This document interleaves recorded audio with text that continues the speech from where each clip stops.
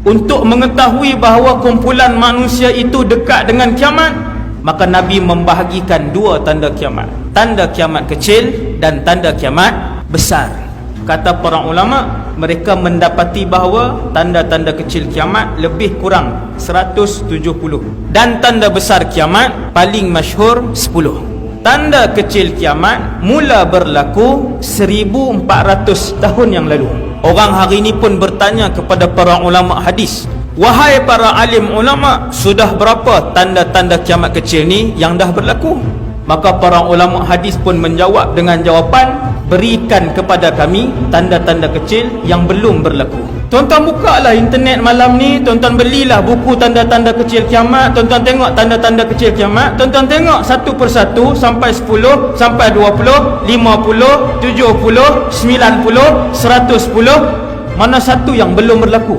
Bangunan pencakar langit, arak diminum merata-rata, ramai orang yang meninggalkan solat, ramai orang yang berzina, anak yang memperhambakan ibu dan ayah. Yang mana yang belum berlaku?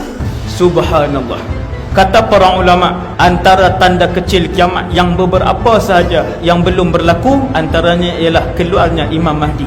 Apabila ulama sebut kebanyakan tanda-tanda kiamat kecil telah pun berlaku, telah pun dilihat, maka selesai tanda kecil kiamat. Kata Rasulullah, kalau pagi ni lengkap ke semua tanda kecil kiamat, maka tengah hari itu akan keluar tanda besar kiamat yang pertama.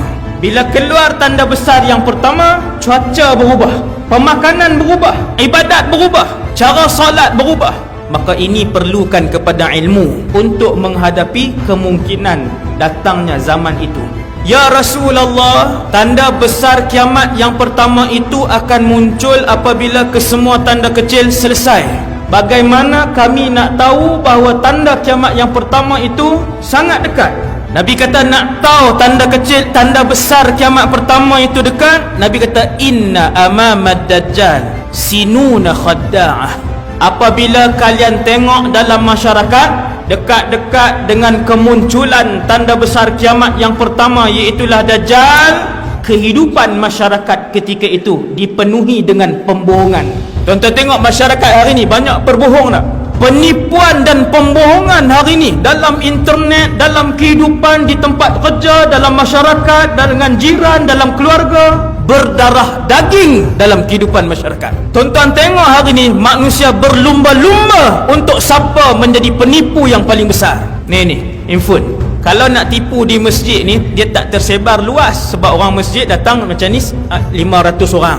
Tapi dalam ni, sekali tipu, lepas tu kita share, dalam masa 1 minit 100,000 orang boleh ditipu. Tuan-tuan, setiap hari mesej tipu atau fitnah atau sebar aib orang ni penuh. Tetapi fitnah dan tipu itu apabila sampai kepada orang yang beriman, maka dia akan berhenti di situ. Hanya orang beriman saja yang tidak menyebarkan berita palsu, aib orang, penipuan dan sebagainya. Dia tak sebar. Subhanallah.